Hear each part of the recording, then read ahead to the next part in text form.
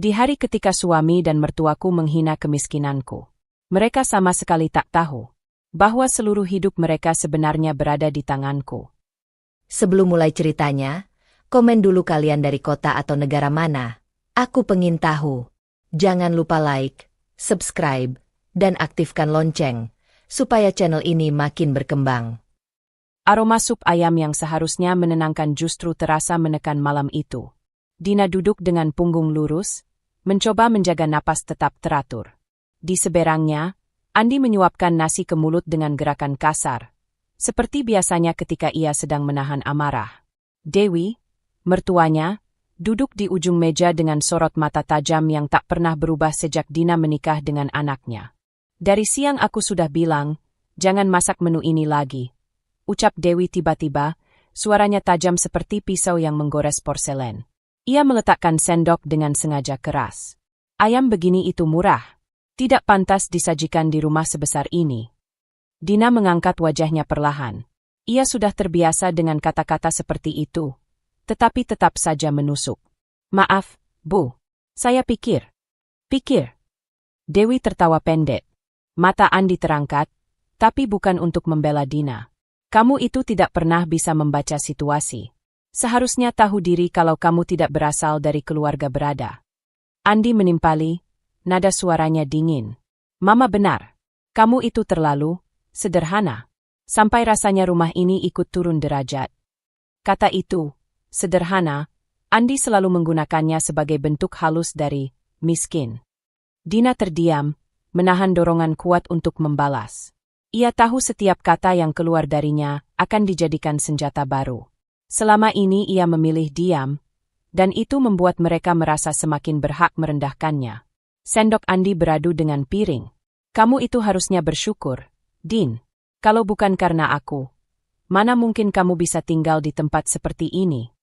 Dewi menyilangkan tangan, menambahkan, betul. Dari dulu aku bilang, Andi terlalu baik menerima perempuan tanpa modal apapun. Keluargamu bahkan tidak hadir waktu lamaran. Itu sudah menunjukkan kelasnya seperti apa. Dina menggigit bagian dalam pipinya.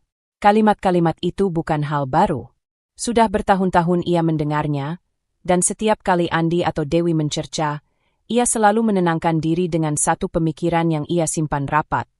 Kalian tidak tahu apa-apa tentang siapa sebenarnya aku. Namun malam ini, ada sesuatu yang berbeda. Andi terlihat lebih keterlaluan dari biasanya. Ada semacam kepuasan aneh di wajahnya saat melihat Dina mengecil. Ketika ia mencondongkan tubuh, suaranya semakin kasar. Dan mulai besok, kamu jangan berlagak mengatur belanja rumah. Satu-satunya yang kamu lakukan saja sudah tidak benar. Dewi mengangguk cepat. Betul. Anak perempuan yang tidak punya apa-apa seharusnya mengikuti saja. Jangan membawa kebiasaan, irit, itu ke rumah kami. Dina menunduk, menahan napas supaya dadanya tidak berguncang. Saya hanya ingin menghemat sedikit, Bu. Bulan ini banyak pengeluaran. Pengeluaran? Dewi memajukan tubuh. Kamu itu cuma numpang. Semua ini uang Andi. Kamu tidak punya hak bicara soal pengeluaran. Andi muncul dengan senyum sinis. Iya, jangan lupa posisi kamu di rumah ini. Ketenangan Dina mulai retak. Ada panas merayap dari ulu hati hingga tenggorokan. Tangan kirinya mengepal pelan di bawah meja, tidak terlihat siapapun. Ia menatap piringnya, tetapi pikirannya jauh dari makanan. Selama ini aku diam karena menghargai. Bukan karena tidak mampu melawan. Andi meneguk air, lalu menatap Dina dengan sorot meremehkan. Kayaknya kamu perlu diingatkan ya, Din. Kamu itu tidak memberi apa-apa dalam hidupku. Kalimat itu seperti tamparan. Dewi tersenyum tipis, seolah pernyataan itu mengukuhkan sesuatu yang sudah lama ia yakini. Dina yang biasanya memilih diam kini mendongak. Mata mereka bertemu. Andi sempat terkejut. Ada sesuatu di tatapan Dina yang tak pernah ia lihat sebelumnya. Tenang, tapi dalam dan menusuk. Meski hanya 1 detik, keheningan itu terasa menggema. Kalau saya memang tidak memberi apa-apa, suara Dina rendah, nyaris seperti bisikan tapi jelas. Mengapa kalian begitu takut saya mengambil keputusan sendiri? Andi terbelalak. Dewi membeku. Untuk pertama kalinya, suara Dina tidak bergetar. Tidak defensif. Tidak meminta pengertian. Ada ketegasan yang baru tumbuh, hal yang belum pernah muncul di hadapan mereka. Namun sebelum Dewi sempat membalas, Andi menghentakkan sendok ke meja. Jangan mulai kurang ajar. Kamu itu. Dina berdiri perlahan. Kursinya menggeser lantai dengan bunyi lembut tapi tegas. Sudah cukup. Ia tidak berteriak, tidak menangis. Tapi keheningan itu lebih keras dari ledakan. Andi bangkit, wajahnya merah. Dina, kamu pikir kamu siapa? Tanpa aku, kamu. Cukup. Suara Dina kali ini lebih dingin. Saya tidak mau makan bersama jika hanya dijadikan tempat membuang hinaan. Dewi terperangah. Kamu berani bicara begitu? Di rumah ini? Dina menatap keduanya bergantian. Tatapannya tidak lagi kecil atau takut. Saya hanya menghargai diri saya sendiri. Ada sesuatu yang berubah di udara. Andi tampak kehabisan kata-kata, dan Dewi untuk pertama kalinya terdiam total. Tanpa berkata apa-apa lagi, Dina berbalik. Ia berjalan keluar dari ruang makan dengan langkah yang stabil, meski dada terasa terbakar. Setiap napas berat, setiap denyut jantung keras, tanda bahwa batas kesabarannya telah dirobek. Di ambang pintu, ia berhenti sejenak. Panas itu masih berputar di dadanya, dan ia tahu, malam ini adalah awal sesuatu yang tidak bisa ditarik kembali. Konflik yang selama ini ia pendam akhirnya menemukan percikan untuk menyala. Dina masih bisa merasakan sisa panas di dadanya, jejak dari hinaan di meja makan barusan. Napasnya tersengal, bukan karena tangis, tapi karena sesuatu yang lebih tajam. Kesadaran bahwa Andi dan Dewi telah melewati batas. Ia melangkah ke kamar, mengambil ponsel. Jempolnya bergerak cepat membuka aplikasi bank. Gagal. Dina mengerutkan kening. Ia coba lagi. Transaksi tidak dapat dilakukan. Perutnya seperti ditarik turun. Ia mencoba lewat ATM di depan rumah. Kartu masuk. Layar berbunyi. Rekening Anda dibekukan. Sekujur tubuhnya dingin. Langkah berat terdengar dari pintu pagar. Andi pulang dari warung. Raut wajahnya datar. Jauh lebih berbahaya daripada saat ia mengamuk. Kenapa rekening aku diblokir? Suara Dina bergetar, tapi matanya menatap lurus. Andi melepas sandal, tidak terburu-buru. Seperti seseorang yang sudah merencanakan seluruh percakapan ini.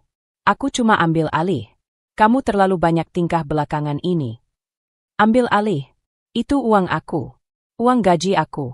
Tegas Dina. Andi mendekat. Jarak hanya tinggal satu langkah. Uang istri itu uang suami. Simple. Tatapannya dingin, rasional, tanpa emosi. Kamu lupa tempatmu. Nada marah yang tadi ada di meja makan sudah menghilang. Yang tersisa sekarang adalah kendali penuh. Dan itu membuat Dina lebih takut daripada teriakan apapun. Kalau kamu butuh sesuatu, bilang ke aku. Lanjutnya santai. Mulai hari ini, kamu nggak usah pegang-pegang uang sendiri. Dina mencoba menahan gemetar tangannya. Jadi kamu mau ngatur semua? Aku sudah mulai, jawab Andi, tersenyum kecil. Dan kamu bakal ikut, mau atau enggak? Rekening yang diblokir masih membekas seperti getah di kulit Dina. Lengket, tidak bisa hilang meski sudah beberapa kali ia mengusap wajah dan menarik napas dalam. Konfrontasinya dengan Andi barusan hanya menyisakan hening yang membuat rumah itu terasa lebih sempit daripada biasanya. Namun di balik kemarahan Andi, Dina merasakan kehadiran seseorang yang diam-diam ikut memelintir situasi. Dewi, ibu mertuanya. Dina masuk ke kamar dengan langkah pelan, menutup pintu tanpa bunyi. Di balik kelelahannya, ada pertanyaan yang sejak tadi menggaung. Mengapa Dewi begitu senang melihat dirinya terpojok? Sikap dingin Dewi di meja makan tadi, kalimat yang menyelip seperti duri, kini terhubung dengan tindakan Andi membekukan rekening. Terlalu cepat, terlalu selaras, terlalu terencana. Di luar kamar, terdengar langkah sandal menjeret lantai. Dina mendekat, menempelkan telinga ke pintu. Suara Andi dan Dewi mengalir, pelan tapi cukup tajam untuk menusuk. Kamu lihat sendiri, kan, MAH? Suara Andi terdengar kesal namun lelah. Dia ngomel soal uang, padahal aku capek kerja. Dewi mendecak pendet, bunyi yang sudah Dina hafal sebagai tanda ketidaksukaan yang disengaja. Ya jelas dia begitu, Andi. Dari awal Mama sudah bilang, perempuan kayak dia itu kalau dikasih sedikit ruang, maunya menguasai semuanya. Andi hanya diam. Dina membayangkan ia berdiri menunduk, seperti biasa setiap kali Dewi menegur. Rekening dibekukan itu perlu. Lanjut Dewi, suaranya lebih rendah, lebih tenang, tapi justru itu yang membuatnya terdengar menyeramkan.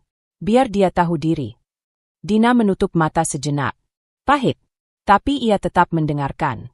Andi menghela napas. Tapi dia bilang butuh buat kebutuhan rumah. Dewi tertawa kecil, dingin, tanpa humor. Kebutuhan rumah apa? Dari dulu sebelum dia datang, semuanya mama yang atur. Mama yang belanja, mama yang kontrol uangmu. Dan semua baik-baik saja. Baru dia yang paling tahu, paling banyak maunya. Ada hentakan sendok pada meja, disusul nada suara Dewi yang berubah lebih keras. Kamu lupa, Endi, waktu kamu jatuh bangkrut dulu, siapa yang bantu?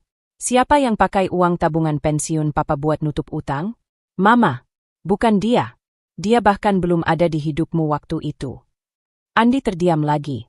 Diam yang penuh hutang budi. Dina membuka pintu sedikit. Dari celah kecil, ia melihat Dewi duduk tegap di kursi, bibirnya terlipat tajam. Kumal di wajahnya bukan karena usia, tapi karena rasa memiliki yang berlebihan terhadap anak satu-satunya. Andi berdiri memunggungi Dina, seperti seorang bocah yang sedang dimarahi. Dewi meraih tangan Andi dan menepuknya, tapi bukan tepukan lembut seorang ibu, lebih seperti menguatkan anaknya agar memilih pihak yang benar, pihaknya. Kamu itu anak mama satu-satunya, bisik Dewi, namun keras cukup untuk didengar Dina. Mama nggak mau kamu dimanfaatkan. Dia nggak manfaatin aku. Mah. Andi menjawab pelan, terdengar ragu. Kalau bukan manfaatin, apa? Dewi mengangkat alis. Baru beberapa bulan menikah, dia sudah tanya soal aset. Kamu kasih dia pegang ATM. Itu kecerobohan namanya. Mama bukan nggak suka dia, tapi mama tahu caranya menjaga kamu dari orang yang cuma datang bawa mimpi manis. Dina membeku. Bukan nggak suka? Kalimat itu terdengar seperti ironi. Dewi melanjutkan. Anak perempuan zaman sekarang pintar ngomong manis. Mereka lihat laki-laki yang bisa dijadikan sandaran, lalu mulai pelan-pelan mengendalikan. Mama nggak mau kamu jadi korban. Korban apa? Mah. Andi terdengar mulai gelisah. Dewi menatapnya lama. Korban perempuan yang cuma ngincer harta dan kasih sayangmu. Dina merasakan tubuhnya panas. Ada kenyataan pahit yang baru terbuka. Dewi tidak marah karena Dina kurang sopan, kurang hormat, atau kurang membantu. Dewi marah karena Dina dianggap ancaman. Ancaman bagi hubungan posesif yang sudah ia bangun selama bertahun-tahun bersama Andi. Hubungan yang menurut Dewi hanya boleh berisi 2 orang, dirinya dan anaknya. Andi tampak gamang. Tapi dia istri aku. Justru itu. Dewi mencondongkan badan. Istri bisa pergi. Ibu enggak. Kalimat itu seperti pisau yang diselipkan pelan ke tulang rusuk Dina. Dewi kemudian berdiri, merapikan kerudungnya. Makanya, Endi, kamu harus tegas. Jangan kasih dia kuasa atas uang. Jangan kasih dia ruang buat nanti mengatur-ngatur hidupmu. Mama hanya minta satu. Jangan biarkan dia mengambil hal-hal yang mama bangun sejak dulu. Andi menunduk. Aku cuma capek. Mah. Nah, makanya dengerin mama. Dewi menepuk pundaknya. Kamu harus jaga hidupmu, jaga rumah ini. Jangan biarin perempuan itu merusak apa yang sudah mama perjuangkan. Langkah Dewi kemudian menjauh, menuju kamarnya. Andi masih berdiri di dapur, memandangi meja seperti melihat hidupnya sendiri sedang runtuh dalam diam. Dina menutup pintu kamar lagi, kali ini dengan tangan yang gemetar. Bukan karena marah, bukan karena takut, tapi karena ia akhirnya mengerti sesuatu yang jauh lebih dalam. Permusuhan Dewi bukan permusuhan baru. Itu permusuhan yang sudah lama membara, bahkan sebelum Dina masuk ke rumah ini. Dewi tidak membencinya karena kesalahannya. Dewi membencinya karena Dina merebut posisi yang sudah lama Dewi klaim sebagai pusat hidup Andi. Rekening dibekukan hanya permukaan. Yang Dewi jaga sebenarnya bukan uang, tapi kendali. Dan malam itu, Dina sadar. Ini bukan sekadar konflik dalam rumah tangga. Ini adalah perang yang sudah dimulai jauh sebelum ia menyadarinya. Hubungannya dengan Andi dan Dewi kini terasa seperti ruangan yang dipenuhi asap. Setiap langkah, setiap napas, setiap kata menjadi pencetus ledakan baru. Setelah mendengar sendiri bagaimana Dewi mengatur langkah Andi, Dina sadar lingkungan itu bukan lagi rumah, melainkan tekanan yang dibuat untuk mematahkan dirinya perlahan. Namun di balik panasnya pertengkaran dan racun halus yang menetes dari ucapan Dewi, ada sesuatu yang tidak pernah mereka tahu. Sesuatu yang selama ini ia simpan diam-diam, seperti ruang rahasia dalam dirinya sendiri. Malam itu, setelah semua pintu tertutup dan suara langkah Dewi menghilang ke kamarnya, Dina bergerak. Bukan dengan panik, bukan dengan amarah, melainkan dengan ketenangan yang membuat dadanya berdenyut mantap. Ia membuka lemari kecil di sudut kamar, mengeluarkan sebuah tas selempang tipis berwarna hitam yang selama ini ia simpan tanpa ada yang memperhatikan. Tas itu ringan, tapi isinya tidak. Beberapa berkas tebal, map transparan, dan amplop coklat tertutup rapat. Dina meletakkannya di ranjang. Lampu kamar redup, tapi cukup untuk menampakkan lembar-lembar yang selama ini ia jaga lebih keras daripada menjaga perasaannya sendiri. Ia membuka map pertama. Bunyi gesekan kertas membuat jantungnya berdetak teratur. Sertifikat rumah kecil di pinggir kota. Akta tanah 200 meter persegi di kawasan berkembang. Buku tabungan dengan saldo yang stabil meningkat. Kontrak kerja sama kecil yang ia jalankan sebelum menikah. Dina menyentuh tiap kertas itu seperti menyentuh bagian tubuhnya sendiri. Bukan karena nilai materialnya, tapi karena semua ini berdiri dari kerja keras bertahun-tahun. Bertahan hidup tanpa mengandalkan siapapun, termasuk Andi. Ia tersenyum tipis saat membuka amplop terakhir. Fotokopi legalisir akta waris dari almarhum ayahnya. Dokumen itu satu-satunya hal yang tidak pernah ia sebutkan pada Andi, bukan karena ingin merahasiakannya, tapi karena setiap kali ia mencoba berbicara, Andi menertawakan cerita tentang masa lalunya. Lama-lama Dina memilih diam. Diam yang ternyata jauh lebih berguna. Ia menarik napas panjang. Semua dokumen itu sah. Tertulis atas nama Dina. Tidak satu pun bisa disentuh Andi, apalagi Dewi. Dina bersandar sejenak, membiarkan tekanan dari luar bercampur dengan rasa aman dari berkas-berkas itu. Bukan karena harta itu banyak, tapi karena Dewi selama ini menyepelekannya seolah Dina muncul dari kehampaan. Dewi tidak tahu bahwa perempuan yang sering ia hina itu bisa berdiri sendiri sejak lama. Dina merapikan kembali sertifikat rumah. Ingatannya melayang pada hari ia membeli rumah itu. Hari ketika ia menolak tawaran pacarnya waktu itu yang ingin ikut bantu. Karena ia tahu bantuan seperti itu selalu datang dengan tagihan emosional. Ia bekerja lembur bertahun-tahun, memotong keinginannya, hingga akhirnya rumah itu menjadi miliknya. Kalau ibu dan Andi tahu ini, gumam Dina pelan, tidak menyelesaikan kalimatnya. Ia tidak perlu. Ia membuka buku tabungan. Angka-angka di dalamnya bukan sesuatu yang membuat mata terbelalak, tapi cukup untuk menunjukkan bahwa Dina bukan perempuan yang datang untuk menumpang. Setiap cicilan, setiap transaksi, setiap kenaikan angka di halaman itu adalah bukti bahwa Dina tidak pernah sepenuhnya bergantung pada Andi. Ketika ia meletakkan buku itu kembali, suasana hatinya berubah. Ada dingin yang teratur, ada fokus yang menyilaukan, seperti seseorang yang baru menyadari posisinya di papan permainan. Dewi mengira Dina hanya pion yang bisa diletakkan di mana saja. Tapi justru karena mereka meremehkan, Dina bisa bergerak bebas tanpa diperhatikan. Ia membuka map lain. Berkas kerja sama kecil itu masih menyimpan tanda tangan rekan lamanya. Usaha sampingan yang diam-diam masih berjalan karena sistemnya otomatis. Beberapa transfer masuk tanpa banyak gerak. Itu pula alasan Dina selama ini tidak pernah khawatir jika satu rekening bermasalah. Hidupnya tidak bersandar pada satu sumber. Dina merapikan semuanya menjadi tumpukan yang rapi, lalu menyelipkannya kembali ke tas. Gerakannya tidak ragu. Ia menutup resleting dengan tarikan ringan, lalu meletakkan tas itu di bawah baju-bajunya yang terlipat. Ketika ia menatap cermin kecil di lemari, pantulan dirinya terlihat berbeda.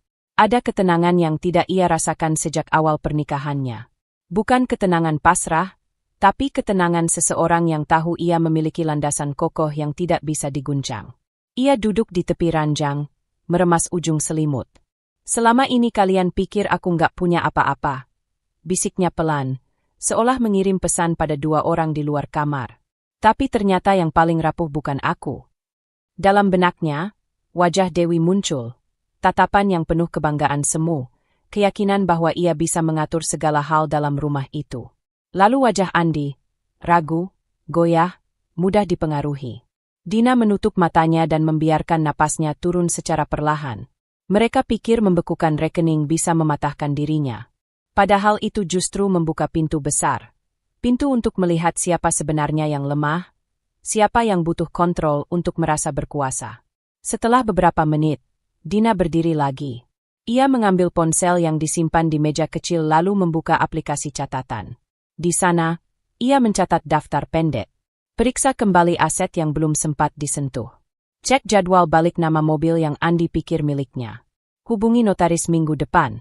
Ia mengetik tenang, jari-jarinya mantap. Tidak terburu-buru, tidak panik. Rencana itu sudah ada di kepalanya sejak lama, tapi malam ini bentuknya menjadi jelas.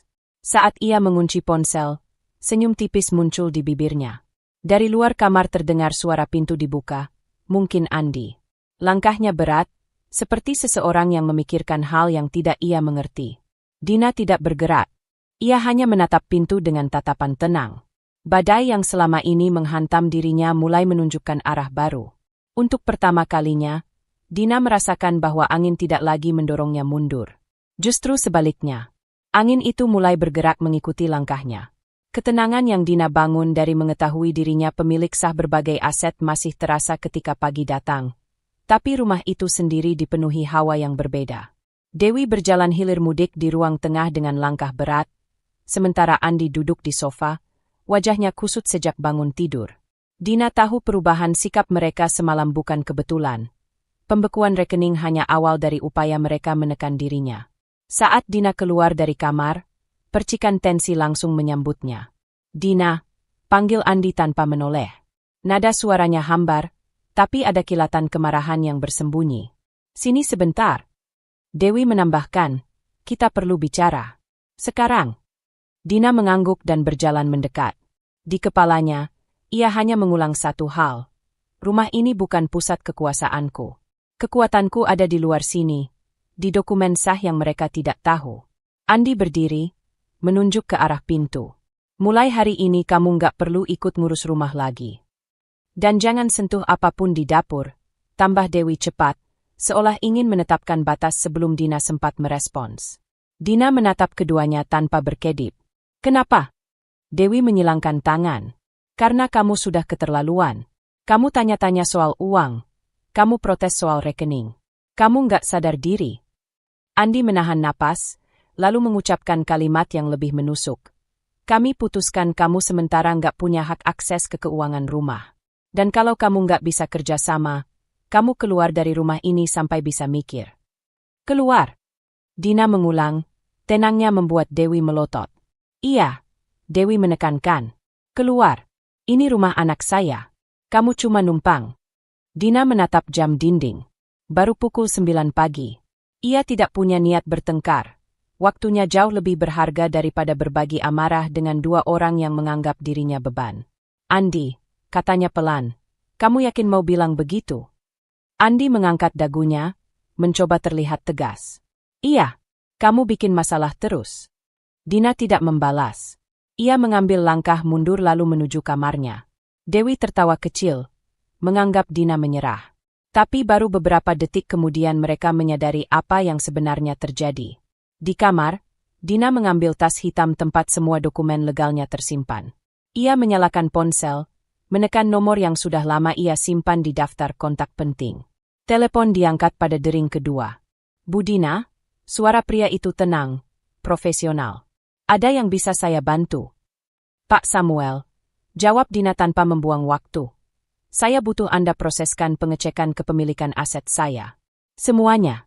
Dan siapkan berkas perlindungan hukum untuk tindakan intimidasi dari suami dan ibu mertua saya. Sekarang. Sekarang." Ada jeda singkat sebelum suara itu kembali. "Baik, Bu. Saya bergerak dalam 5 menit."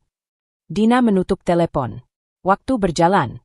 Detik-detik terasa seperti getaran yang mulai mengubah arah gelombang. Ia membuka map tipis lain. Dokumen rumah ini. Rumah yang selama ini dianggap Dewi sebagai kerajaannya. Dina membaca ulang nama pemilik di sertifikat, Andi. Tapi ia tahu sesuatu yang Dewi tidak tahu. Sejak menikah, Andi menggunakan uang tabungan bersama milik Dina untuk melunasi cicilan paling besar rumah itu. Dan Dina memegang bukti transfernya. Dalam hukum, itu berarti nama di sertifikat bisa digugat untuk penyesuaian kepemilikan. Ia merapikan semuanya dan memasukkan berkas itu ke dalam tas. Ketika ia keluar dari kamar, Dewi dan Andi masih berdiri di ruang tengah. Dewi menatapnya penuh kemenangan. Bawa tas. Dewi mencibir. Cepat juga kamu mau pergi. Dina tidak menggubris. Ia duduk di kursi seolah hendak menunggu sesuatu. Andi berjalan mendekat, suaranya meninggi. Kamu nggak dengar tadi? Keluar, Din. Andi, kata Dina pelan. Dalam 20 menit kamu akan dapat telepon. Jangan kaget. Andi mengernyit. Telepon apa? Dewi memotong cepat. Udah, Andi. Jangan percaya ancaman kosong kayak gitu. Dia itu cuma mau ninggiin suara supaya kamu takut. Dina hanya menatap jam. 5 menit berlalu. Andi menunggu, gelisah. Dewi berusaha menjaga sikap superior, tapi sorot matanya sudah berubah. Ada keresahan kecil, tipis tapi nyata. 5 menit berikutnya telepon Andi berdering. Nama kantor notaris muncul di layar. Andi memandang Dina dengan kecurigaan. Angkat, kata Dina. Andi menggeser tombol hijau dengan gemetar. Suara dari seberang terdengar formal dan tegas. Selamat pagi, Pak Andi. Saya Samuel, pihak legal dari istri Anda, Bu Dina. Saya ingin menginformasikan bahwa beliau telah mengajukan pengecekan dan perlindungan hukum terkait aset pribadi yang selama ini beliau miliki. Kami juga menemukan bukti transaksi yang menunjukkan rumah yang Anda tempati memiliki kontribusi dana sah dari pihak istri, sehingga kepemilikan aset perlu ditinjau ulang. Dewi menegang. Wajahnya memucat. Anda juga perlu tahu, lanjut Samuel, bahwa mayoritas aset utama di luar rumah ini, rumah kedua, tanah, dan tabungan, atas nama Bu Dina sepenuhnya dan tidak bisa disentuh oleh pihak manapun tanpa izin tertulis. Andi berdiri membeku. Dewi menutup mulutnya dengan tangan, napasnya tersentak kecil. Telepon belum ditutup, tapi kata-kata itu sudah jatuh seperti palu ke ubun-ubun mereka. Dina menyilangkan tangan, matanya tetap tenang. Wajahnya sama seperti ketika ia membuka berkas-berkas itu malam sebelumnya. Andi menatapnya dengan mata melebar. Dina, ini apa? Dan di detik itu, tepat 30 menit sejak Dina membuat panggilan, dunia yang selama ini mengurung dirinya mulai retak. Hening yang menyusul terasa seperti dunia berhenti berputar. Dewi menarik napas tajam, tidak percaya. Dan badai yang selama ini merekah di atas kepala Dina akhirnya berbalik arah. Kabar bahwa aset utama rumah ini resmi atas nama Dina baru sempat menggantung di udara ketika Andi dan Dewi serentak membeku. Seperti seseorang baru saja mencabut lantai di bawah pijakan mereka. Andi berdiri terpaku di tengah ruang tamu, rahangnya mengeras, sementara Dewi meremas ujung jilbabnya sampai kusut. Tidak ada yang berbicara 1 menit penuh. Hening yang bukan hening, melainkan suara detak panik yang menggedor-gedor dari dalam dada mereka. Apa maksudnya? Milik Dina. Suara Dewi pecah duluan. Itu rumah Andi. Ini rumah keluarga kita. Bukan dia. Andi tidak menjawab. Matanya liar, mencari sesuatu untuk disalahkan. Ia memutar tubuh, membuka laci menutup, membuka laci lain dengan gerakan kasar seperti dia bisa menemukan jawaban hukum di antara remote TV yang lama mati dan bon listrik 2 bulan lalu. Ini, pasti ada permainan. Andi akhirnya bersuara. Ada getar jelas, meski ia berusaha menyembunyikannya. Dina nggak mungkin punya kuasa sebesar itu. Dewi mendekat, menggenggam lengan anaknya. Kamu harus cari celah. Cari apapun. Dia itu cuma perempuan yang kamu tampung, Andi. Mana mungkin dia yang punya semuanya. Kalimat itu, untuk pertama kalinya, tidak terdengar tegas. Lebih seperti doa yang dipaksa keluar agar terdengar kuat. Andi menepis tangan ibunya. Jangan panik dulu. Padahal ucapannya sendiri goyang seperti kaca retak. Ia mengambil ponsel, menelepon seseorang entah siapa. Suaranya rendah, hampir berbisik, lalu meninggi, lalu kembali merendah. 2 kali ia terdengar mengatakan, harusnya ini nggak sah, dan nggak masuk akal kalau dia lebih kuat dari gue. Setelah panggilan itu mati, Ia memijit pelipisnya sambil berjalan bolak-balik seperti binatang yang terperangkap di kandang yang tiba-tiba menyempit. Dewi mengikuti langkahnya dengan mata berkaca-kaca. Andi, kamu harus ambil alih sebelum semuanya terlambat. Kalau benar semua aset itu punya Dina, kita bisa apa? Kamu hidup di rumah ini dari kecil. Kamu. Sudah, bentak Andi. Tapi bukan marah. Lebih seperti takut. Sudah. Aku lagi mikir. Dewi terdiam. Untuk pertama kalinya sejak konflik ini memuncak, ia terlihat kecil. Bukan sosok yang dominan seperti beberapa jam lalu ketika ia memojokkan Dina. Sekarang, wajahnya memucat, kepalanya menunduk, seperti seseorang yang baru sadar bahwa benteng yang ia andalkan ternyata terbuat dari kertas basah. Andi mendadak menggulung-gulung rambutnya, kebiasaan lamanya ketika panik. Sertifikat itu, aku nggak pernah lihat aslinya. Kita semua cuma asumsi. Kita pikir rumah ini milik keluarga, ya? Tapi ternyata. Tapi itu nggak mungkin. Andi, nggak mungkin Dina lebih pintar dari kamu. Bisik Dewi, setengah ke Andi, setengah untuk menenangkan dirinya sendiri. Andi berhenti. Ibu, katanya pelan. Justru itu masalahnya. Kita terlalu meremehkan dia. Dewi menelan ludah. Sambil meremas-remas ujung sofa, ia mulai bicara cepat, seperti seseorang yang mencoba memungut serpihan otoritasnya. Kita bisa lawan, bisa tuntut balik, bisa cari alasan dia memalsukan dokumen. Atau kita bilang dia manipulasi kamu. Andi meremas ponselnya. Tuntut balik pakai apa? Semua transaksi sah. Data legalnya juga sah. Bahkan transfer awal itu, aku yang lakukan. Dengan persetujuan aku. Nggak bisa diputar balik. Kata-kata itu membuat Dewi hampir roboh. 1 detik kemudian, ia terduduk di meja kopi, napas pendek-pendek. Ruang tamu berubah menjadi kandang panik. Semua barang tampak lebih sempit, lebih mengurung, seperti dinding-dindingnya mengejek. Andi kembali menentang meja, menunduk sambil menghantam permukaannya sekali. Tidak terlalu keras, hanya cukup untuk membuat gelas air bergetar. Aku harus ambil alih. Harus. Andi bergumam sambil membuka folder digital, lalu menutupnya, lalu membuka lagi. Tangannya gemetar. Kepanikannya kini telanjang, tidak tertutup amarah seperti biasanya. Dewi maju, suaranya merintih. Lebih cepat, Andi. Kalau Dina tahu kita panik. Dia udah tahu. Andi mendesis. Dia ngasih kabarnya sekarang karena dia tahu ini bakal ngehantam kita. Kalimat itu menggantung. Dan tepat saat gema terakhirnya memudar, suara langkah ringan terdengar dari arah lorong. Dewi kaku. Dia. Andi segera merapikan ekspresi wajahnya seperti seseorang yang menutupi luka besar dengan selotip kecil. Mereka berdua menoleh serempak. Dina berdiri di ambang ruang tamu, tangan terlipat di depan dada. Tidak ada senyum, tidak ada ejekan. Hanya ketenangan yang menusuk. Ia tidak mengatakan apapun, tapi diamnya, tenang, terukur, dan sangat tahu apa yang sedang terjadi. Langsung menampar ego Andi dan Dewi lebih keras dari kalimat manapun. Andi mencoba bicara, tapi suaranya putus di tenggorokan. Dewi menunduk tanpa sadar. Dina melangkah masuk, perlahan, tanpa tergesa, tanpa gentar. Bukan mengancam, bukan memamerkan kemenangan. Hanya seseorang yang sudah terlalu lama dipaksa mendengar suara orang lain, dan kini akhirnya memiliki ruang untuk bernapas. Ia berhenti di sisi sofa, diam-diam mengamati 2 orang yang selama ini merasa paling berkuasa di rumah itu kini membungkuk oleh rasa takut yang mereka buat sendiri. Udara menegang. Dan untuk pertama kalinya sejak awal semua ini, Dina tidak merasa kecil. Tidak merasa terdesak. Tidak merasa sendirian. Ia hanyalah berdiri, tapi aura berkuasanya memenuhi seluruh ruang seperti bayangan yang tumbuh besar dari cahaya yang baru dinyalakan. Kepanikan yang tadi membungkus ruang tamu belum benar-benar hilang, hanya merayap ke sudut-sudut rumah, tersisa sebagai bayangan yang mengikuti Andi dan Dewi kemanapun mereka berdiri.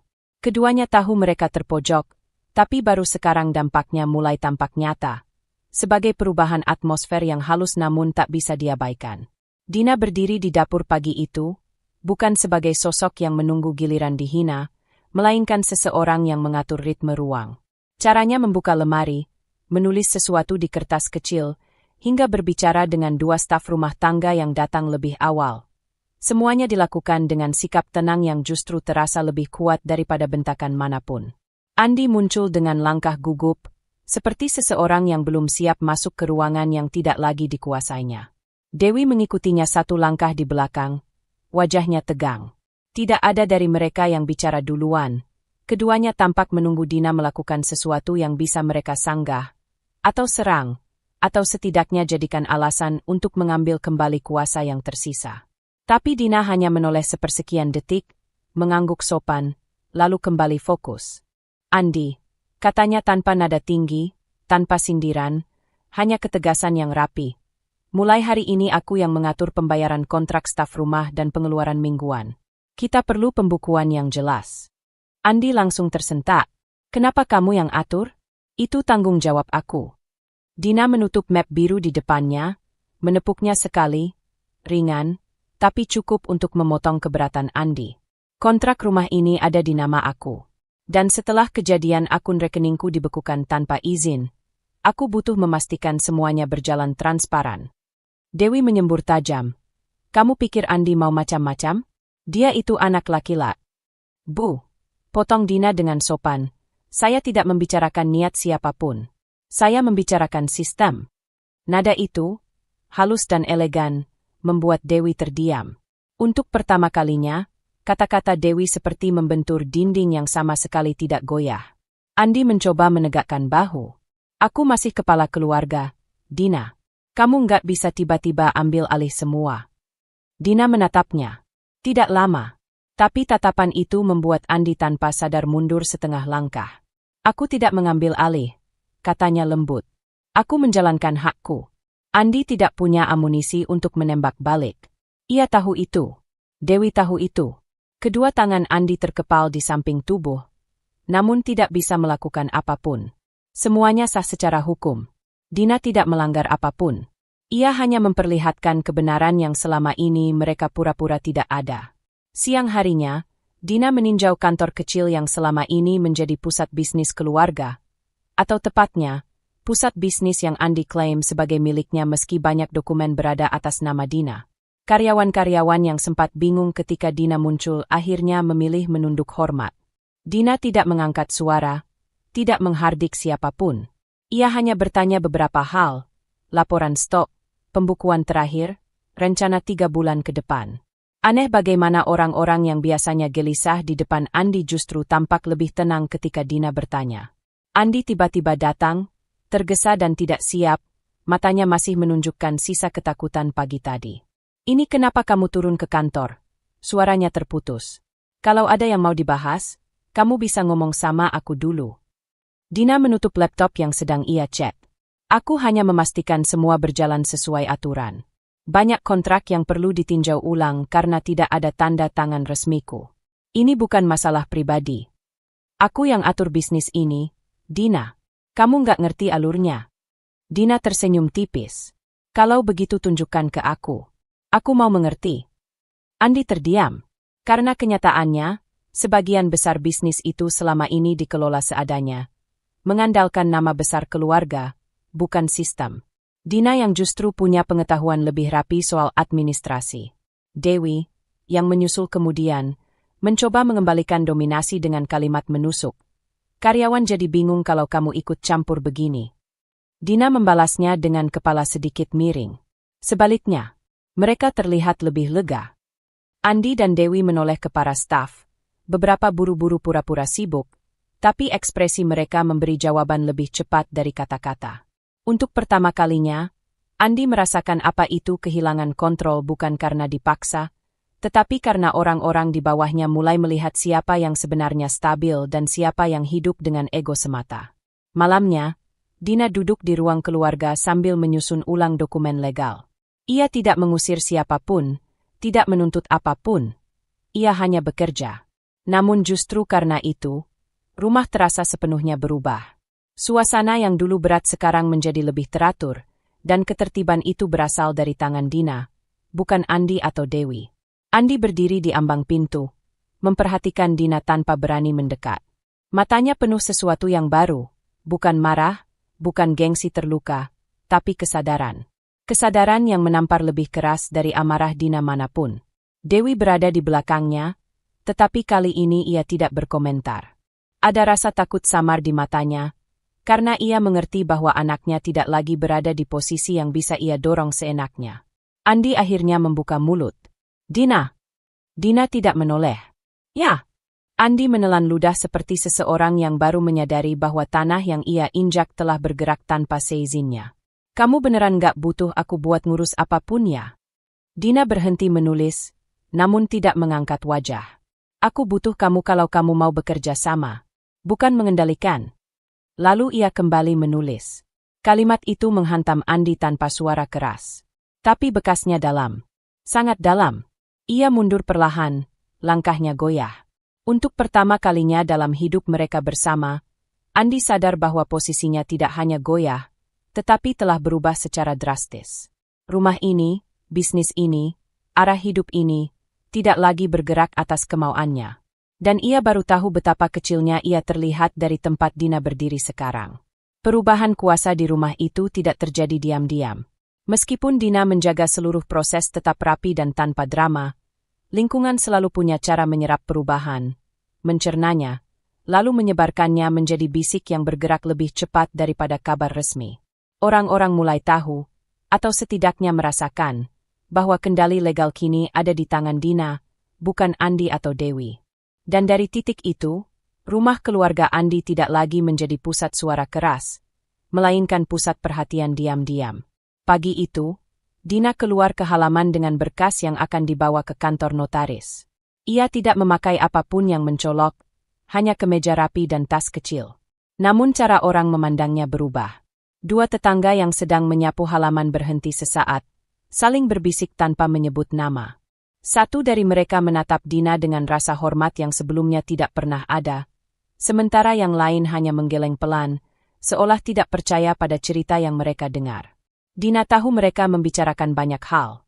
Tentang aset yang ternyata atas namanya, tentang perubahan sikap Dewi yang kini lebih pendiam, tentang Andi yang wajahnya beberapa hari terakhir selalu tegang. Tapi ia tidak menanggapi apapun. Ia hanya tersenyum tipis dan melangkah ke mobil yang menunggu. Begitu Dina pergi, bisikan itu kembali hidup. Katanya rumah itu bukan atas nama Andi, tapi atas nama istrinya. Pantas saja Dewi kelihatan beda. Biasanya kan dia yang paling banyak bicara. Yang sabar disakiti malah jadi yang paling kuat, ya. Tidak ada yang berani mengatakannya keras-keras. Tapi nada mereka tidak lagi meremehkan. Ada kehati-hatian baru yang mereka ciptakan ketika menyebut nama Dina, dan itu sudah cukup menggambarkan betapa cepat dunia sosial bisa berubah. Di kantor bisnis keluarga, para pegawai yang dulu selalu menunggu Andi muncul kini lebih cepat berdiri ketika Dina masuk. Tidak ada salam yang dibuat-buat, hanya gestur sopan yang muncul dari rasa hormat. Mereka tidak memuji atau berbicara panjang, tapi tingkah mereka jelas menunjukkan bahwa mereka merasa lebih aman saat Dina ada. Seorang pegawai yang biasanya tertunduk ketika Andi lewat kini berani mengangkat kepala. Ketika Dina menyapa singkat, ia membalas dengan senyum lega. Andi melihat itu dari jauh, berdiri dengan map di tangan yang tidak lagi ia perlakukan seperti simbol kuasa, melainkan sekadar benda kosong yang tiba-tiba kehilangan artinya. Ia menghampiri Dina dengan langkah canggung. Kamu, semua orang jadi beda karena kamu turun langsung. Mereka pikir aku. Kamu tetap pimpinan operasional. Potong Dina lembut tanpa mengangkat wajah dari laporan yang ia baca. Mereka menghargai yang bekerja dengan tenang. Tapi sekarang mereka lihat kamu sebagai seseorang yang memegang dokumen legal. Sambung Dina. Itu fakta. Bukan ancaman buat kamu, Andi, kecuali kamu sendiri yang membuatnya begitu. Andi terdiam. Kalimat itu terlalu jujur untuk ia bantah. Sementara Dewi berdiri tidak jauh, memperhatikan percakapan itu dengan wajah yang sulit dibaca. Para pegawai tidak lagi melihatnya sebagai figur yang bisa memerintah seenaknya. Beberapa menunduk, tapi bukan karena takut, lebih karena tidak ingin terlibat. Sebagian lain tidak lagi berusaha menyembunyikan kejengahan yang selama ini mereka pancarkan tiap kali Dewi memaksa ikut campur.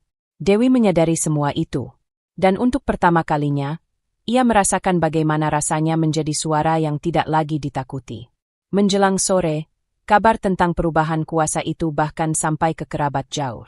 Bukan kerabat yang dekat secara emosional atau toksik. Hanya figur-figur latar yang selama ini muncul di acara keluarga tanpa meninggalkan kesan berarti. Mereka mengirim pesan singkat atau menelepon Andi, bukan untuk menanyakan kabar, tapi untuk memastikan gosip yang mereka dengar. Katanya semua aset bukan atas nama kamu, Di. Kamu baik-baik aja? Kok sekarang Dina yang ngatur rumah? Saya dengar ibu kamu sekarang lebih banyak di kamar. Nada ingin tahu mereka terlalu manis, seperti orang yang berharap ada keributan baru untuk dibicarakan di dapur mereka nanti malam. Andi membanting ponselnya ke sofa, wajahnya memerah karena malu. Dewi, yang mendengar sebagian percakapan itu, memilih berpura-pura sibuk dengan sesuatu. Padahal ia sedang memikirkan skenario untuk menyelamatkan harga dirinya yang selama ini ia bangun dengan keras. Yang tidak mereka sadari, setiap tekanan baru justru membuat posisi mereka semakin kecil di mata orang lain. Orang-orang kini memandang mereka bukan sebagai keluarga yang disegani, melainkan keluarga yang selama ini memelihara ego tanpa dasar kuat. Malamnya, Dina duduk di teras belakang dengan secangkir teh hangat. Suasana jauh lebih sunyi daripada biasanya. Suara dari dalam rumah pun lebih hati-hati. Seolah Andi dan Dewi takut memecah keheningan yang tidak mereka kuasai. Ia melihat bayangan gerak-gerik tetangga di balik tembok, sesekali muncul sebagai bisikan pelan tentang dirinya, tentang Andi, tentang perubahan yang begitu cepat terjadi. Beberapa kalimat terdengar samar. Dina itu pinter ternyata. Kasihan juga sih kalau Andi sampai nggak bisa apa-apa sekarang. Dewi kayaknya nggak suka banget, tapi apa boleh buat. Dina menarik napas panjang. Ia tidak marah, tidak tersinggung, tidak bangga berlebihan.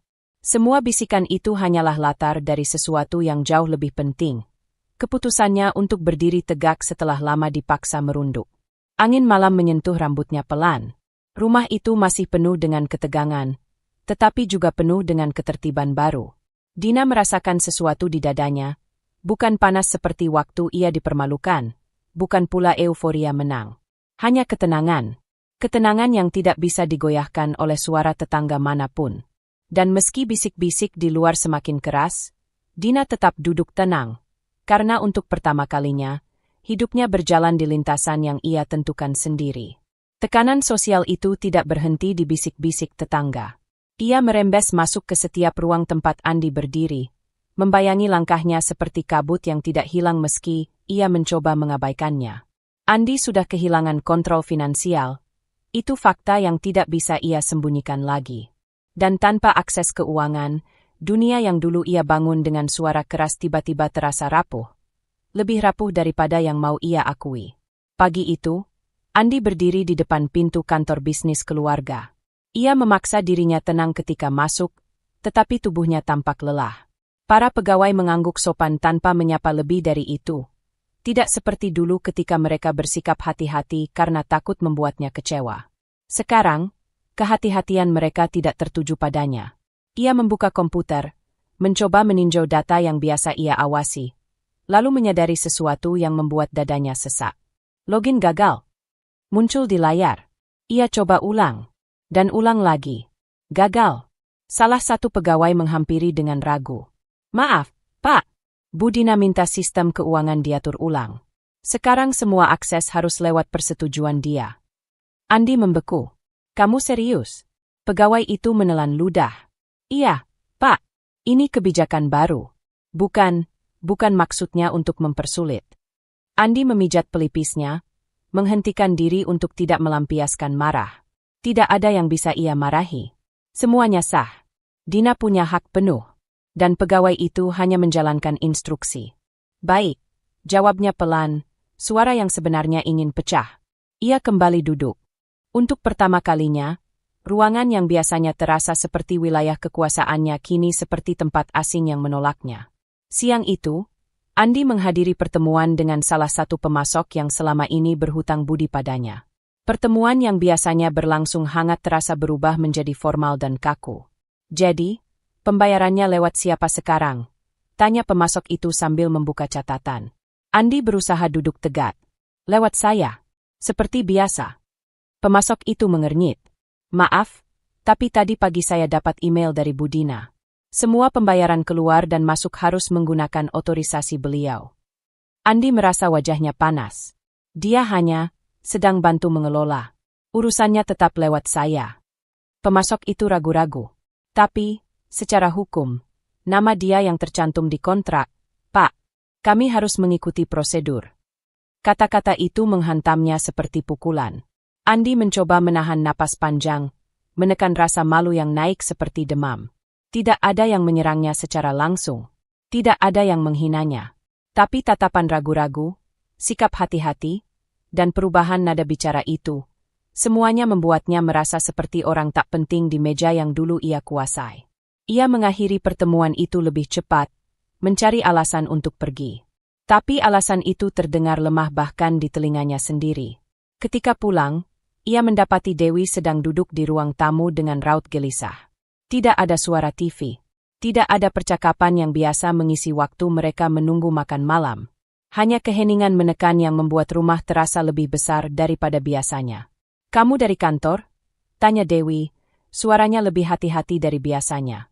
Andi mengangguk tanpa melihatnya. Ia duduk, melepaskan napas panjang, lalu berkata, "Semua akses ditutup. Bahkan akun internal perusahaan." Dewi mengerutkan dahi. "Kamu biarin Dina ngatur semuanya begitu? Harusnya kamu ambil alih." Andi tertawa hambar, suara yang tidak pernah ia keluarkan sebelumnya. "Ambil alih gimana? Kamu lupa siapa pemilik resminya, Bu? Semua dokumen atas nama Dina. Aku cuma operator."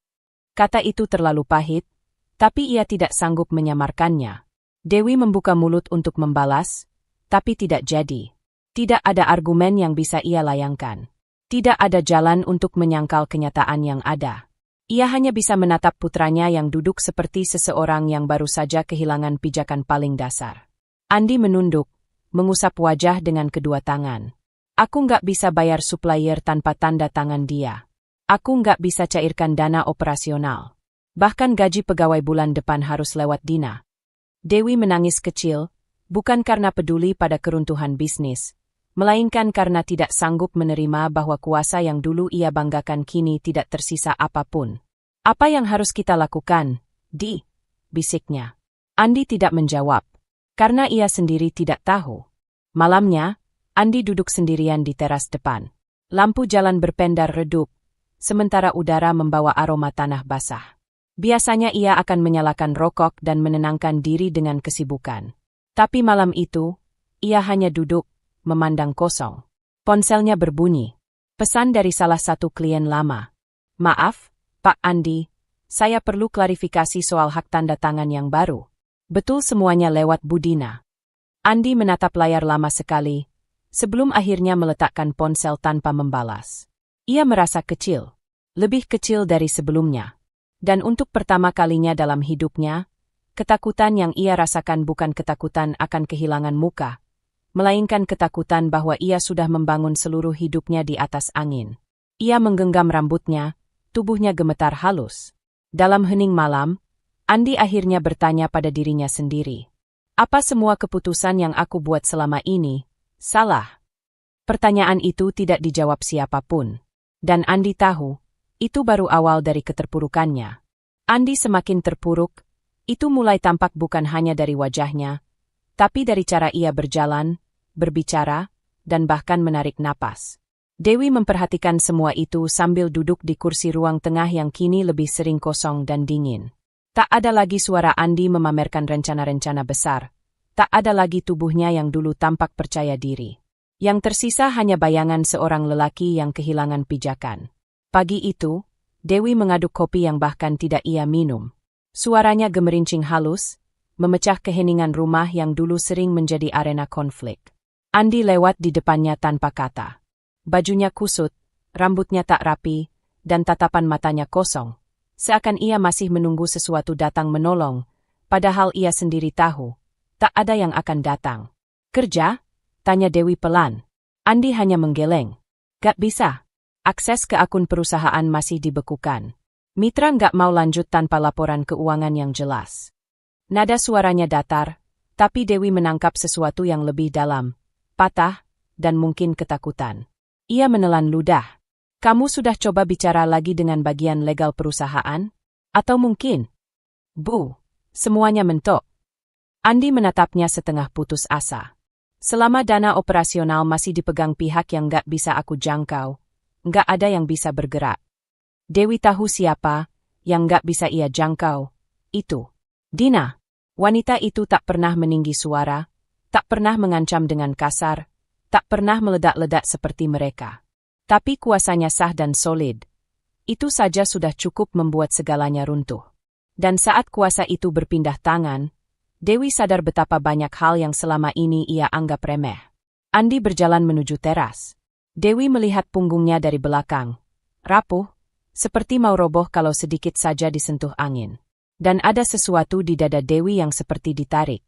Ia mencoba mengabaikannya, tapi perasaan itu justru semakin menguat. Bukan kasihan pada Andi saja, tapi pada dirinya sendiri, karena ikut menciptakan anak yang seperti itu. Siang harinya, Dewi duduk sendirian di kamar. Ia membuka lemari kecil di samping tempat tidur, mengambil dompet, lalu menghitung uang tunai yang tersisa. Jumlahnya tidak banyak, bahkan sangat sedikit. Ia menarik napas panjang, tak pernah terbayang bahwa ia, Dewi, yang selama ini merasa paling tahu, kini harus memikirkan cara bertahan sehari-hari. Ponselnya bergetar. Pesan dari seorang kerabat, sekadar menanyakan kabar, tapi berisi selipan pertanyaan halus tentang rumor yang beredar. Dewi menutup layar ponsel cepat-cepat, seolah itu bisa menghentikan tatapan-tatapan tajam di balik pesan itu. Ia menunduk, kedua tangannya bergetar halus. Sampai segininya, ya? Gumamnya pada diri sendiri.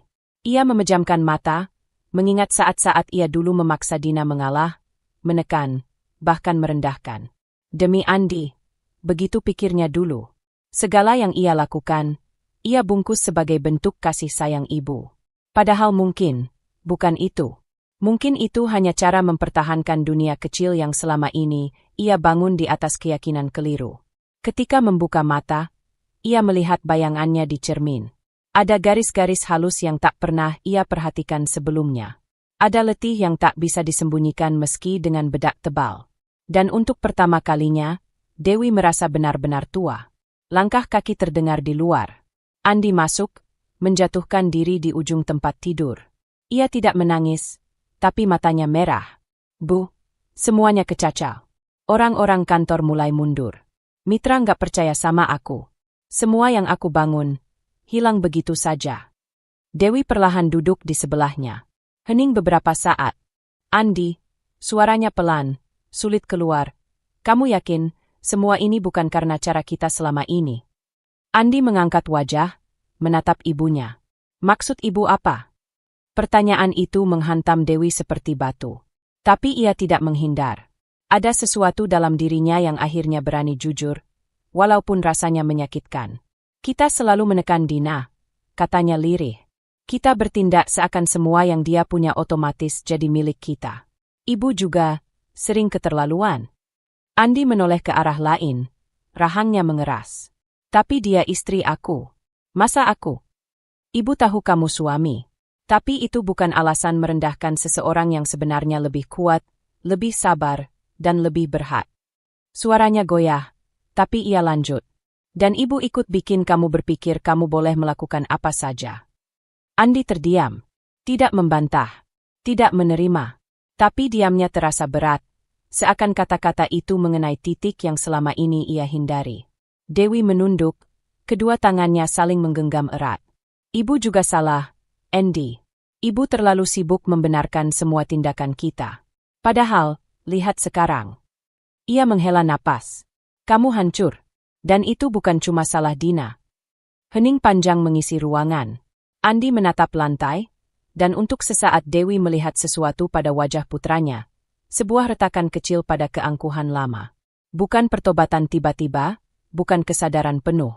Tapi retakan itu cukup untuk menunjukkan bahwa mungkin, untuk pertama kalinya, Andi menatap dirinya sendiri tanpa pembenaran. Dewi mengalihkan pandangan ke jendela. Cahaya sore mulai masuk, lembut, tapi tak cukup hangat untuk menghapus dingin yang menguasai rumah itu. Ia memeluk kedua lengannya, bukan karena kedinginan, tapi karena kesadaran yang baru saja muncul. Kesadaran bahwa ia ikut menjerumuskan anaknya, membiarkan ia tumbuh dengan merasa paling berhak, paling benar, dan paling tinggi. Dan kini, mereka berdua jatuh bersama dalam lubang yang mereka gali sendiri. Satu kalimat melintas di kepala Dewi, pelan tapi menggetarkan. Aku juga yang membuatnya seperti ini. Dan di sanalah getar penyesalan itu benar-benar terasa, halus, tapi menghantam sampai ke tulang. Andi dan Dewi mulai goyah. Itu telah terlihat dari perubahan sikap mereka yang semakin menurun, dari cara mereka berjalan yang kehilangan arah, hingga mata yang tak lagi menyala. Berbeda dengan rumah yang dulu dipenuhi ketegangan, kini justru terasa berat, seakan dinding-dindingnya memantulkan sisa kejatuhan mereka.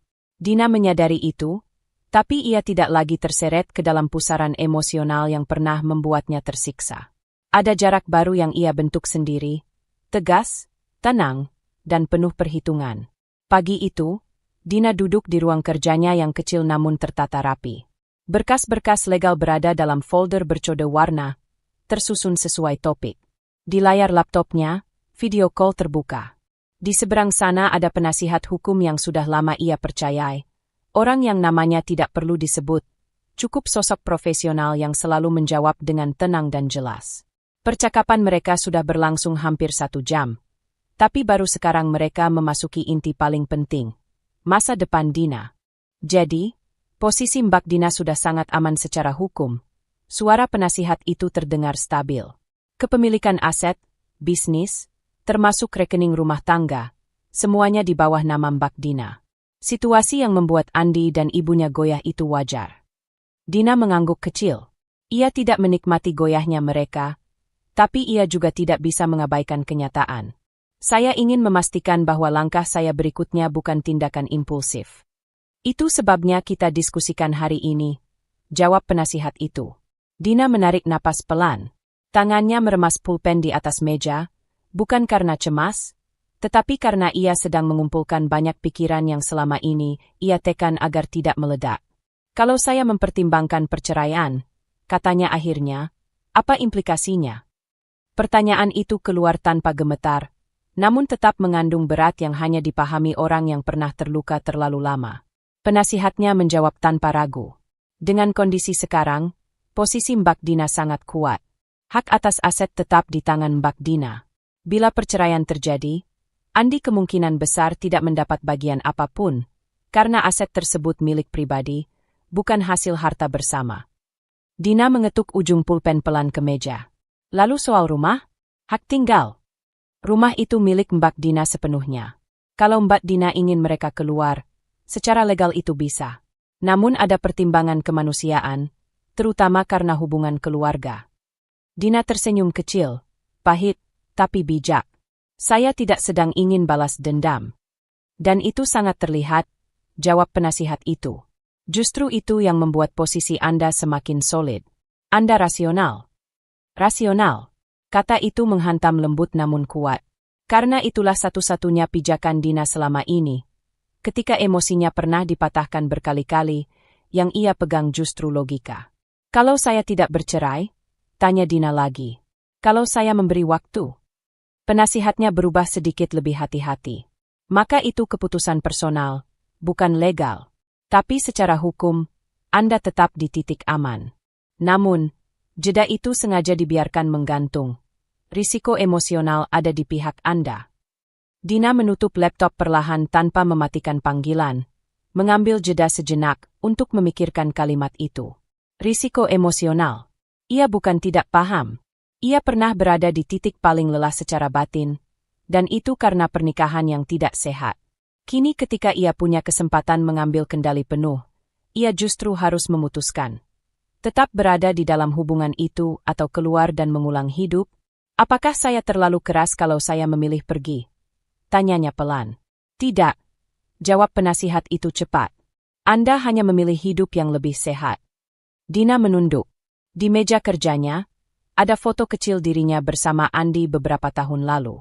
Waktu itu senyumnya tulus, penuh harapan. Andi pun terlihat bahagia, berbeda jauh dari wajah kosong yang ia lihat belakangan. Tapi Dina tahu, foto itu bukan lagi kenyataan. Ia menyentuh bingkai foto itu. Tidak membaliknya, Tidak membuangnya, hanya menyentuhnya. Karena bagian itu tetap pernah menjadi kenyataan yang ia hidupi. Namun masa depan tidak lagi harus identik dengan itu. Kalau saya lanjut dalam pernikahan ini, kata Dina, itu berarti saya harus memulai semuanya dari ulang. Tapi apa Andi mau berubah? Itu bukan hal yang bisa Mbak Dina kendalikan, jawab penasihatnya. Yang bisa Anda kendalikan hanya diri Anda. Dina tersenyum hambar. Saya tahu. Ia memejamkan mata. Perasaan yang muncul bukan marah, bukan sedih, bukan euforia kemenangan. Hanya kejernihan yang ia tunggu-tunggu selama ini. Di luar ruang kerjanya, suara langkah Andi dan Dewi terkadang terdengar. Pelan, hati-hati, seakan takut mengusik sesuatu. Dina membuka mata kembali. Ada satu lagi, katanya. Silakan. Kalau saya memilih memberi mereka waktu, apakah saya perlu membuat batasan legal tambahan? Penasihat itu menjawab dengan nada profesional yang halus. Saya sarankan iya. Tidak untuk menekan mereka, tapi untuk melindungi Anda. Batasan tertulis agar tidak terjadi tindakan atau keputusan sepihak dari pihak Andi atau ibunya. Termasuk hak akses mereka di rumah, pemakaian aset tertentu, dan ruang gerak terkait bisnis. Dina mengetuk meja pelan. Baik. Setelah beberapa diskusi tambahan, panggilan ditutup. Kamar hening kembali. Dina bersandar pada kursi, memandang jendela dengan tatapan yang tidak lagi goyah. Ia tahu bahwa apapun keputusannya nanti, ia bukan lagi perempuan yang bisa dipaksa mundur. Rasionalitas, ketenangan, dan martabatnya telah membentuk dinding kokoh yang tak bisa ditembus. Dina bangkit, berjalan ke arah jendela, dan membuka tirai. Cahaya sore masuk dengan lembut, menyinari meja kerjanya, berkas-berkas hukum, dan foto yang masih berdiri di sana. Dina menatap semuanya tanpa gentar. Untuk pertama kalinya, langkah di depannya terlihat jelas. Dan ia siap memilihnya. Pembatasan akses yang Dina mulai terapkan perlahan menunjukkan efeknya. Tidak keras, tidak meledak-ledak, justru kelembutan keputusan Dina membuatnya semakin tak terbantahkan. Setiap aturan yang ia tetapkan tersusun rapi dalam dokumen singkat, penggunaan ruangan, akses ke kendaraan, dan hak atas beberapa fasilitas rumah. Semua berbunyi netral, profesional, namun jelas bahwa batas-batas itu diberlakukan untuk melindungi dirinya. Andi menyadari perubahan itu paling awal. Sementara Dewi baru memahami beberapa hari kemudian, ketika ia menemukan bahwa rumah tempat ia tinggal selama ini, rumah yang ia kira hasil jerih payah keluarga besarnya, ternyata terikat penuh pada nama Dina. Dokumen itu tertempel di map biru yang Dina sengaja letakkan di meja ruang tamu. Tidak untuk pamer, hanya untuk transparansi. Hari itu suasana ruang tamu terasa seperti udara yang kehilangan oksigen. Andi duduk di ujung sofa, rambutnya berantakan, wajahnya pucat. Dewi berdiri dengan map terbuka di tangannya, bibirnya gemetar meski ia mencoba mempertahankan sikap keras yang biasa ia gunakan untuk menekan Dina dulu. Ini maksudnya apa, Andy? Suara Dewi serak. Rumah ini atas nama Dina? Dari dulu. Andi tidak langsung menjawab. Ia memang sudah tahu sebagian dari kenyataan itu, tetapi ia tidak pernah memikirkan kedalaman konsekuensi yang menyertai. Selama ini ia menganggap semuanya akan tetap berada di bawah kendalinya. Bahwa meski Dina pemilik sah, ia sebagai suami tetap dapat mengatur seperti biasanya. Kini, setelah akses rekeningnya terputus dan beberapa aset usaha yang selama ini ia pakai ternyata tidak bisa disentuh tanpa izin Dina, ia merasakan ketakutan yang baru, kehilangan. Aku nggak tahu bakal separah ini. Andi akhirnya menjawab lirih. Aku kira, ya, setidaknya rumah bisa tetap kita pakai. Kalimat itu menyisakan sesuatu yang menggantung, seolah ia berharap Dina tetap mengikuti alur lama, alur di mana ia memegang kuasa dan Dina membiarkan. Dewi menghempaskan diri ke sofa, matanya merah. Kita tinggal di mana kalau Dina usir? Kau pikir dia diam saja? Kau sudah buat dia tersakiti bertahun-tahun. Nada itu bukan kemarahan yang biasa ia arahkan ke Dina. Ini kemarahan yang diarahkan kepada anaknya sendiri. Sesuatu yang Andi tidak siap mendengarnya. Mama jangan salahin aku sendiri. Andi membalas, suaranya meninggi sedikit. Mama juga ikut. Mama yang selalu. Dewi menutup wajah dengan kedua tangan. Bahunya gemetar. Untuk pertama kalinya, kesombongan yang selama ini ia banggakan tak terlihat sama sekali. Ia tampak kecil, tersudut, dan untuk sesaat tampak seperti wanita tua yang kehilangan pijakan. Andi menunduk, melipat tangan, jari-jarinya tampak gelisah. Usahanya di luar rumah juga sedang runtuh. Tanpa dana, ia tidak bisa menutupi hutang kecil yang mulai membesar. Beberapa teman bisnis menghindar setelah mengetahui akses keuangan Andi telah hilang. Dan setiap telepon yang masuk justru memperburuk keadaan. Andy, Dewi memanggil lembut, berbeda dari biasanya. Kita harus bagaimana? Andi mengusap wajahnya kasar. Aku nggak tahu, Ma. Mereka berdua tampak seperti dua orang yang terjebak di ruangan yang semakin mengecil. Tidak ada lagi tempat untuk lari dari kenyataan. Kehidupan yang selama ini mereka banggakan ternyata berdiri di atas sesuatu yang mereka hancurkan sendiri. Di luar pintu, terdengar langkah Dina lewat. Langkah tenang, bukan menunjukkan kemenangan, bukan pula kebencian. Hanya seseorang yang menjalani hidupnya dengan tertib. Dina tidak masuk ke ruang tamu. Ia hanya mengambil beberapa dokumen dari lemari kecil. Namun kehadirannya cukup membuat Andi dan Dewi terdiam seketika. Dina memeriksa berkas-berkasnya sebentar, lalu kembali berjalan menuju ruang kerjanya. Tidak ada kata-kata. Tidak ada tatapan yang menusuk. Tidak ada konfrontasi. Justru sikap netral itulah yang paling menghancurkan. Setelah Dina menghilang di balik pintu ruang kerja, Dewi menatap Andi. Dia tidak bicara apapun. Kau lihat? Dia bahkan tidak marah. Itu lebih menakutkan. Andi memejamkan mata, memijat pelipis. Aku yang buat dia begini. Kita, koreksi Dewi, dengan suara yang hampir tidak terdengar. Kata itu, kita, muncul sebagai pengakuan yang paling berat. Dewi mungkin pernah marah, merendahkan, mencoba menguasai. Namun hari ini, ia tidak punya tempat lagi untuk berdiri selain mengakui bahwa ia ikut terlibat dalam kehancuran ini. Keheningan kembali menelan ruangan. Andi berdiri perlahan, membiarkan dirinya jatuh ke kursi seberang. Pikirannya berkecamuk. Selama ini ia merasa punya pegangan, peran sebagai kepala keluarga yang ia gunakan untuk menekan. Tetapi saat pegangan itu dicabut, ia justru menyadari betapa rapuh semua yang ia bangun. Ma, suara Andi pecah sedikit. Kalau Dina, kalau dia benar-benar pergi dari hidupku, aku nggak punya apa-apa. Dewi menatapnya lama. Tatapan yang tidak lagi marah, tapi penuh getir. Dari dulu kau pikir kau bisa memperlakukan dia sesuka hati dan tetap mempertahankan semuanya. Kau lupa dia manusia, Andi. Kata-kata sederhana itu seperti menampar. Andi menunduk dalam. Suaranya patah. Aku nggak tahu harus minta maaf dari mana. Dewi menoleh ke arah pintu ruang kerja Dina, yang tertutup rapat. Entahlah, yang aku tahu, kita jatuh karena ulah kita sendiri. Kalimat itu tidak diucapkan dengan menyalahkan siapa-siapa. Itu lebih seperti kalimat pengakuan yang terlambat bertahun-tahun. Andi menggenggam rambutnya, tubuhnya tertekuk sedikit. Mama, kalau Dina minta kita pergi, apa kita punya pilihan? Dewi tak menjawab. Ia hanya menatap kosong ke map biru di pangkuannya. Dokumen yang menjadi batas antara kenyamanan masa lalu dan kenyataan yang tak bisa ditawar.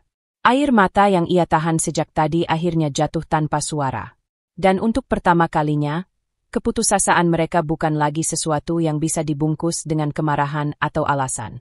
Itu murni, telanjang, dan menyakitkan. Kejatuhan itu akhirnya muncul sepenuhnya. Sendiri, tak bisa disembunyikan, dan tak ada jalan pulang yang mudah. Andi dan Dewi kehilangan pijakan. Itu sudah jelas dari cara mereka berjalan di rumah yang dulu seakan mereka kuasai. Kini, setiap langkah mereka ragu-ragu, seolah lantai pun tak lagi berpihak. Ketakutan yang mereka rasakan bukan hanya soal kehilangan materinya, tetapi kehilangan kendali yang selama ini mereka genggam terlalu erat. Siang itu, Dina baru saja keluar dari ruang kerjanya. Rambutnya diikat rapi, wajahnya bersih, tidak menunjukkan jejak kemarahan ataupun kepuasan melihat kondisi mereka. Ia hanya ingin mengambil segelas air. Namun begitu ia muncul di ambang pintu, Andi sontak berdiri dari sofa, sementara Dewi bangkit dengan gerakan tergesa yang tidak sesuai usianya. Dina, suara Andi parau, Seperti seseorang yang telah kehilangan terlalu banyak kata sebelum akhirnya memilih kalimat paling sederhana. Dina berhenti di depan meja makan, tidak menghindar, namun juga tidak mendekat. Ada apa? Pertanyaan itu bukan dingin, justru terlalu tenang. Dan ketenangan itulah yang membuat Andi hampir runtuh seketika. Mbak, boleh kita bicara sebentar? Dewi mencoba lebih dulu. Matanya bengkak, hidungnya merah. Tidak ada riasan yang dapat menutupinya. Dina mengangguk kecil. Silakan duduk. Mereka kembali duduk di sofa, sementara Dina memilih kursi seberang. Duduk tegap, kedua tangan bertaut di pangkuannya. Tidak defensif, tidak superior. Hanya seseorang yang siap mendengar. Andi menatap Dina lama sebelum akhirnya memaksa suara keluar. Aku nggak tahu harus mulai dari mana. Sama, tambah Dewi lirih. Tapi kami minta kesempatan bicara dari hati. Dina mengangguk sekali. Saya mendengar. Andi menarik napas dalam, lalu melepasnya seperti seseorang yang mencoba mengeluarkan racun dari tubuh. Aku tahu semuanya salah. Cara aku ngomong ke kamu, cara aku memperlakukan kamu selama ini, semua itu keterlaluan. Dewi mengusap pipinya dengan punggung tangan. Kami pikir kamu akan selalu mengalah. Dina. Kami pikir sikap kami, yang kasar, yang suka meremehkan, tidak akan kembali menimpa kami. Dina menatap mereka dengan fokus yang lembut. Lalu sekarang, suara Andi pecah. Aku takut kehilangan semuanya. Bukan cuma rumah atau uang. Aku takut kehilangan kamu, Dina. Kamu, selama ini kamu yang menahan semuanya. Dan aku buta. Ia menunduk, bahunya bergetar kecil. Bukan jeritan. Bukan tangis berlebihan. Hanya seseorang yang akhirnya menatap kehancurannya sendiri. Dewi mengikuti, suaranya bergetar. Nak, maafkan Mama. Mama salah. Mama buta sama perilaku Mama sendiri. Mama pikir, kalau Mama keras, Mama bisa melindungi keluarga. Tapi Mama malah menghancurkan. Dina tidak memotong. Tidak menukas. Ia hanya mendengarkan. Seperti seseorang yang telah melewati badai panjang, dan kini hanya ingin memastikan setiap kata yang ia dengar tidak lagi berasal dari manipulasi. Andi mengangkat kepala perlahan, air mata menahan di ujung mata. Dina, tolong. Jangan usir kami. Jangan tinggalkan aku. Aku akan berubah. Aku janji. Dewi menunduk dalam. Kalau kamu butuh Mama pergi sementara. Mama pergi. Kalau kamu mau Mama diam, Mama diam. Apapun. Ia menelan ludah, matanya kembali basah. Tolong jangan biarkan kami jatuh lebih dalam. Keheningan panjang melewati ketiganya. Dina merasakan ada simpati yang mengalir, tapi bukan simpati yang membutakan. Ia tahu betapa kerasnya luka yang mereka tanamkan bertahun-tahun. Tapi ia juga melihat ketakutan mereka kini bukan semata pada kehilangan harta, melainkan pada kenyataan bahwa mereka tak lagi punya pegangan moral maupun kuasa. Dengan suara pelan, Dina mulai berbicara. Saya menghargai kalian bicara jujur. Ia menatap Andi. Dan saya dengar semua yang kamu bilang. Andi mengangguk cepat, seperti anak kecil yang mendapati sedikit harapan. Tapi, lanjut Dina, ada hal-hal yang tidak bisa saya lupakan begitu saja. Bukan untuk balas dendam, tapi saya harus melindungi diri saya. Dewi terdiam, menunggu keputusan yang mungkin mengubah hidup mereka sepenuhnya. Saya tidak akan mengusir, kata Dina akhirnya. Andi menutup wajah, napasnya pecah lega. Tapi, Dina melanjutkan dengan tenang, saya akan tetap menerapkan batasan. Andi berhenti bernapas sejenak. Dewi menggenggam ujung sofa.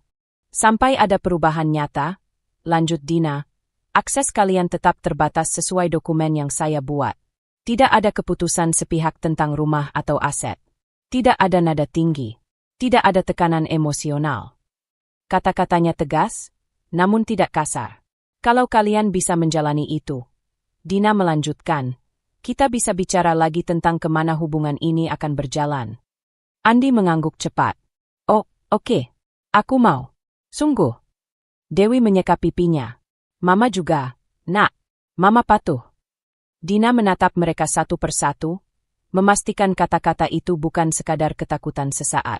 Lalu ia berdiri. Saya tidak meminta kalian sempurna, katanya. Saya hanya meminta ruang aman untuk hidup.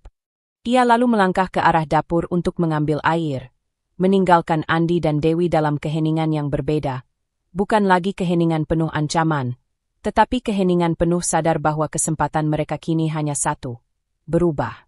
Dan batas yang Dina tetapkan, tak bisa lagi mereka geser sesuka hati.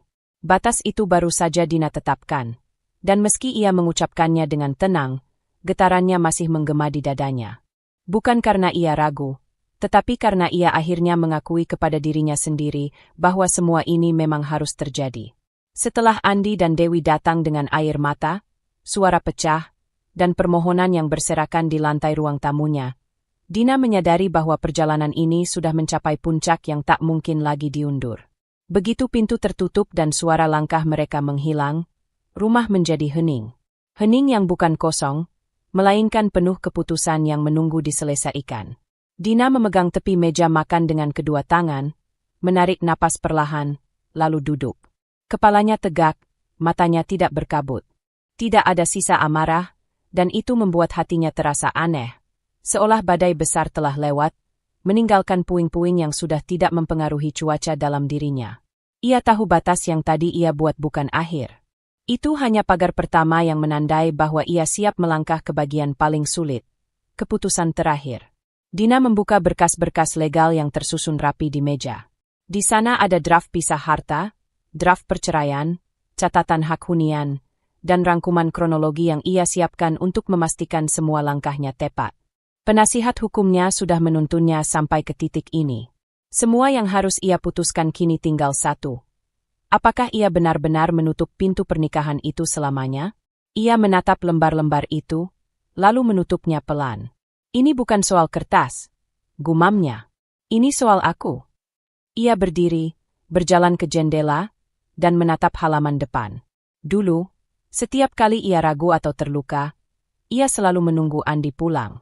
Menunggu masakan yang ia siapkan dimakan, menunggu senyuman atau percakapan pendek tentang pekerjaan. Ia memupuk harapan bahwa kesabaran adalah kunci memperpanjang cinta. Namun kini Dina menyadari, yang ia perpanjang bukan cinta, tapi penyangkalan. Ia tidak membenci Andi, perasaan itu sudah berlalu. Yang tersisa hanyalah dorongan untuk tidak lagi menyakiti dirinya demi mempertahankan sesuatu yang sudah tidak kembali. Ia mengambil satu kursi di ruang keluarga dan duduk seorang diri, memejamkan mata. Ia membiarkan kenangan datang, perjalanan singkat bersama Andi, tawanya, perhatian kecilnya, lalu gelap dan retaknya kepercayaan itu. Kronologinya sudah jelas di kepala, tetapi ia tidak lagi merasa terseret oleh rasa sakitnya. Justru, yang muncul adalah pertanyaan sederhana. Jika aku tetap bertahan, aku sebenarnya memilih siapa? Diriku atau bayangan masa lalu? Dina membuka mata. Sinar sore menembus jendela, jatuh ke lantai seperti garis lurus yang membelah ruangan. Garis itu membuatnya tersadar, ada masa lalu dan ada masa depan. Dan ia berdiri tepat di jarak antara keduanya. Malamnya, Dina membuat teh hangat untuk dirinya sendiri. Ia duduk di teras belakang yang senyap, sambil membawa buku catatan yang selama ini ia isi diam-diam. Catatan kesadaranku. Di halaman terakhir, masih ada kalimat yang ia tulis 3 minggu lalu. Aku ingin hidupku kembali tertata. Dina menarik pena. Ia menulis dengan perlahan, memilih kata satu persatu, tidak tergesa, tidak digiring emosi.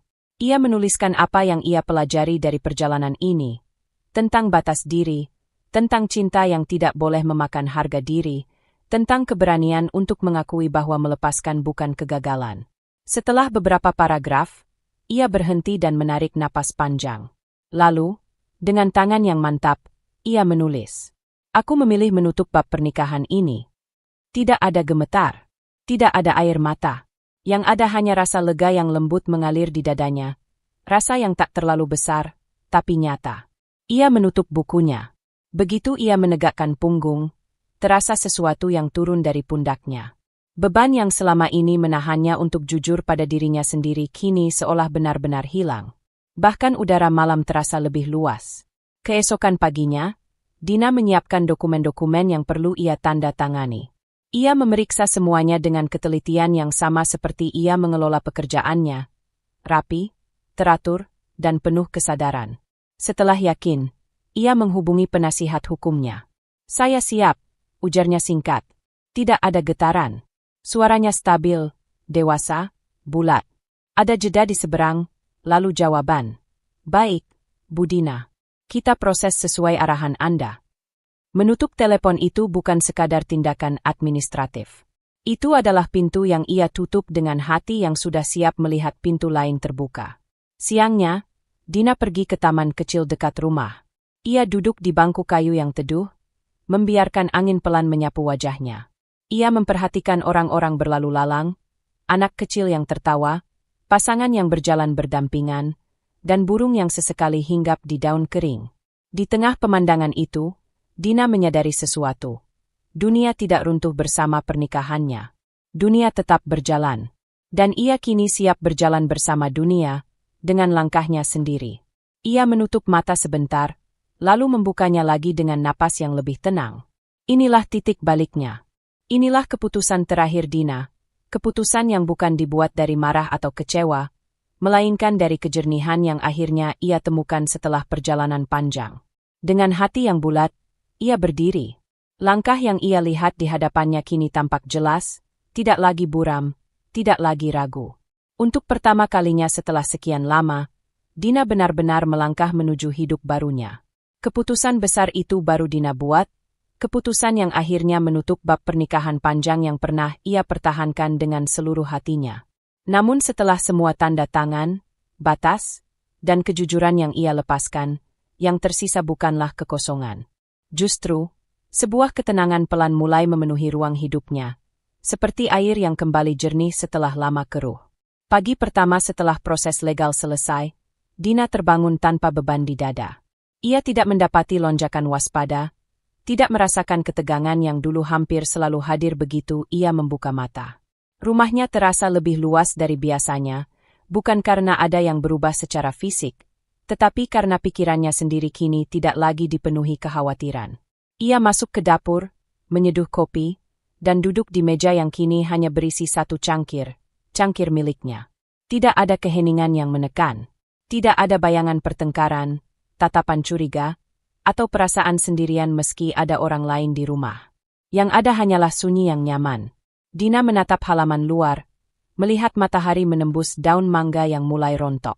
Suasana itu membuatnya mengusap permukaan meja, seolah berterima kasih kepada dirinya sendiri karena telah bertahan sampai titik ini. Beberapa hari berikutnya, ia mulai mengatur hidup barunya secara perlahan. Tidak terburu-buru, tidak mencoba memenuhi kekosongan dengan kesibukan mendadak. Ia hanya mengalir mengikuti ritme hidup yang sudah lama ingin ia jalani.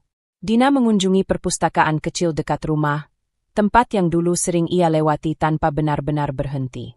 Ada rasa damai ketika ia memilih buku-buku yang lama ia tunda. Novel sejarah, buku pengembangan diri yang tidak klise, dan sebuah kumpulan esai tentang perjalanan penyembuhan. Ia membawanya pulang dengan hati yang penuh. Di ruang tamu, ia menyalakan musik instrumental lembut dan membaca satu bab sambil berbaring di sofa. Untuk pertama kalinya, ia menyadari betapa tenangnya duduk sendirian tanpa merasa diawasi atau dinilai. Tidak ada yang mempertanyakan kegiatannya, tidak ada yang mempersekusi waktu istirahatnya. Hidup menjadi sederhana, tetapi berharga. Pada akhir pekan, Dina menghabiskan waktu di kebun kecil belakang rumah. Ia memotong dahan tanaman yang sudah kering, menanam bibit baru, dan merapikan pot-pot yang dulu terbengkalai. Tangan dan pakaiannya kotor oleh tanah, namun wajahnya memancarkan kepuasan yang lama hilang. Terkadang ia berhenti, berdiri diam sejenak, dan menghirup udara sore sambil menutup mata. Ia tidak memikirkan masa lalu, tidak juga masa depan yang jauh. Ia hanya menikmati detik itu. Di sela-sela aktivitas, sesekali ingatan tentang Andi dan Dewi muncul. Tapi ingatan itu tidak lagi tajam. Tidak menyengat, tidak menusuk. Mereka hanya menjadi bagian dari masa lalu, bab yang pernah menantangnya, menguji ketahanannya, dan akhirnya mengantarnya ke tempat yang lebih jujur. Dina tidak membenci mereka. Ia juga tidak ingin mengulang apapun. Ia hanya berharap, dalam waktu, mereka menemukan jalan tenang mereka sendiri, sama seperti dirinya. Suatu sore, Dina berjalan ke taman umum yang sebelumnya ia kunjungi saat mengambil keputusan besar itu. Ia duduk di bangku kayu yang sama, membawa buku catatannya. Namun kali ini ia tidak menulis hal-hal berat. Ia menulis hal-hal kecil yang membuatnya tersenyum hari itu. Suara burung yang hinggap, anak kecil yang tertawa, aroma roti dari toko dekat rumah, cahaya senja yang lembut. Ketika ia selesai menulis, angin sore menyentuh pipinya. Dina menatap langit yang berubah warna menjadi keemasan. Ada sesuatu di sana, perasaan hangat yang tidak meledak-ledak, namun bertahan lama di dalam dada. Seperti bisikan halus kehidupan yang berkata, "Kau sudah melewatinya. Sekarang, saatnya hidup dengan tenang." Beberapa minggu kemudian, rumah Dina benar-benar terasa seperti rumahnya. Bukan rumah yang harus dipertahankan untuk menyelamatkan hubungan atau harga diri. Rumah itu menjadi ruang penyembuhan, ruang yang ia isi dengan aroma lilin lavender, tawa kecilnya sendiri ketika menonton film ringan, dan musik yang ia putar tanpa mempertimbangkan selera siapapun. Di meja makan, ia menaruh vas bunga segar. Setiap kali ia menggantinya, ia merasa seolah merayakan babak baru dalam hidupnya, bukan kemenangan atas siapapun, melainkan kemenangan kecil dalam memahami dan menghargai dirinya sendiri. Ia tidak lagi terjebak dalam pola lama, tidak lagi meyakinkan dirinya bahwa kesabaran saja cukup untuk mempertahankan cinta. Kini, ia belajar bahwa cinta kepada diri sendiri juga harus diberi ruang untuk tumbuh. Pada suatu pagi yang cerah, Dina duduk di teras sambil menyesap teh hangat. Ia menatap pepohonan yang bergerak pelan ditiup angin. Di dekatnya, seekor kucing liar yang sering muncul kini berani mendekat. Dina mengulurkan tangan, dan kucing itu menempelkan kepalanya perlahan ke jari-jari Dina, seolah memberi salam. Dina tersenyum, senyum lembut yang jujur. Senyum yang lahir bukan dari kemenangan, bukan dari balas dendam, tetapi dari kedamaian yang akhirnya ia temukan setelah perjalanan panjang yang melelahkan. Ia membiarkan kucing itu duduk di dekat kakinya, sementara sinar matahari pagi jatuh hangat di wajahnya. Begitulah akhirnya, bukan riuh, bukan dramatis. Hanya kehidupan tenang yang perlahan kembali menemuinya. Dan di tengah ketenangan itu, Dina tahu satu hal pasti. Hidup yang damai selalu layak diperjuangkan, dan kini ia sedang menjalani tepat yang ia pilih. Dalam hidup, tidak semua perjalanan berjalan mulus, dan tidak semua hubungan berakhir seperti yang kita harapkan. Namun satu hal yang perlu diingat, setiap orang berhak memilih jalan yang membuatnya aman, dihargai, dan tenang. Ketegasan bukanlah kekerasan hati, dan memaafkan bukan berarti kembali terluka. Kadang, keputusan paling sulit justru menjadi pintu menuju diri kita yang sebenarnya. Semoga kisah Dina mengingatkan bahwa keberanian sering datang dalam bentuk paling lembut, yaitu ketika kita memilih diri sendiri tanpa meneriakkan kemenangan. Terima kasih telah mengikuti perjalanan panjang ini. Semoga kedamaian selalu menyertai langkah Anda. Salam hangat dan penuh ketenangan. Berikut hoak awal pembuka satu kalimat, 3 baris, tajam dan emosional. Di hari ketika suami dan mertuaku menghina kemiskinanku, mereka sama sekali tak tahu bahwa seluruh hidup mereka sebenarnya berada di tanganku.